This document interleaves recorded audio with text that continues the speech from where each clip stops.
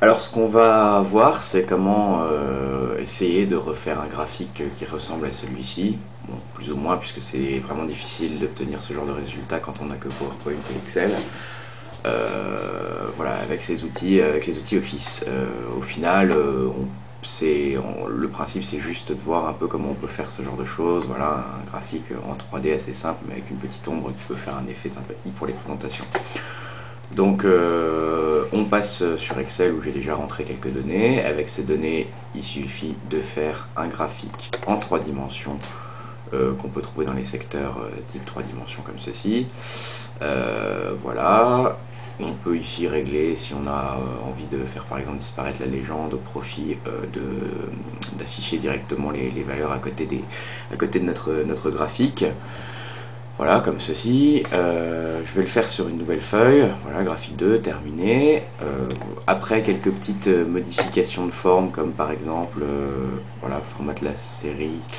Je peux faire disparaître les lignes, je peux changer les couleurs, par exemple mettre un bleu clair ici, un vert clair ici, et pourquoi pas un gris pour C.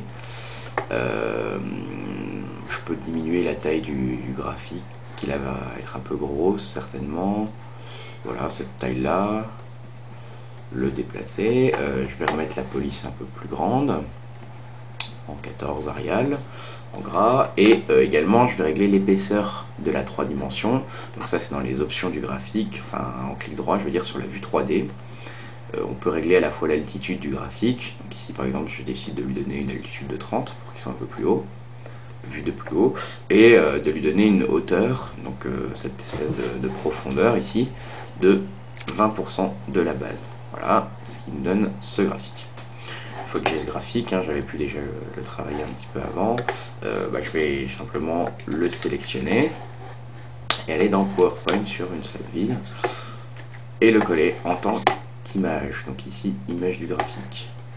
Voilà, vous le trouvez également dans édition, collage spécial, coller en tant qu'image. Métafichier amélioré ou métafichier Windows. Une fois qu'on a ce graphique en tant qu'image, on peut le dégrouper. Donc groupe dissocié en faisant clic droit sur le graphique. Il nous demande si on veut le transformer en dessin Microsoft Office. La réponse est oui.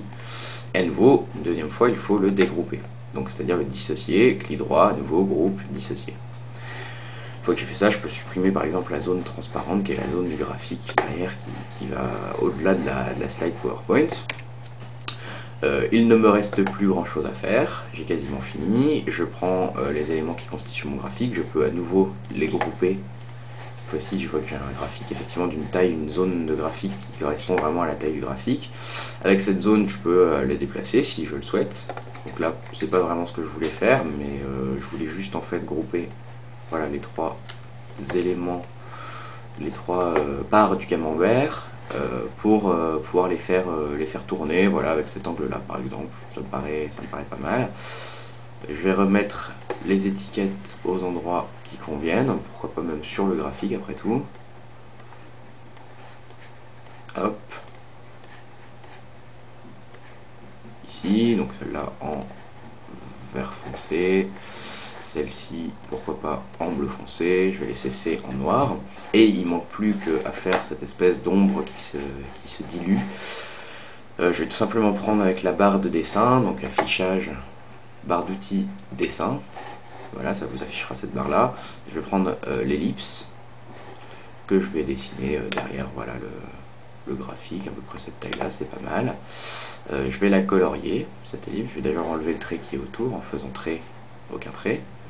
Et je vais la colorier, je peux la colorier en faisant clic droit, format de la forme automatique, et ici dans les couleurs, j'ai les couleurs comme je le souhaite, voilà, si je veux la mettre en rouge par exemple, mais une ombre c'est plutôt gris, et en plus elle se dilue, donc là ça sera plutôt en fait un motif, un dégradé à vrai dire, qui sera de 2 couleurs, qui sera du gris assez foncé, pourquoi pas au blanc, on va dire pour le moment, et je vais le faire de façon verticale.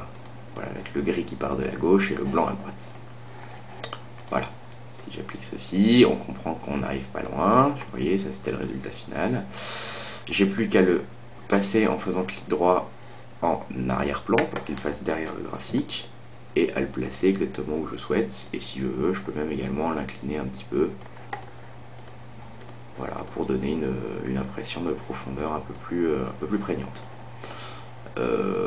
Voilà, ça c'était pour un petit tutoriel rapidement pour faire vous-même vos propres effets sur des graphiques réalisés sur PowerPoint pour leur donner une ombre et donner un aspect sympathique pour vos présentations.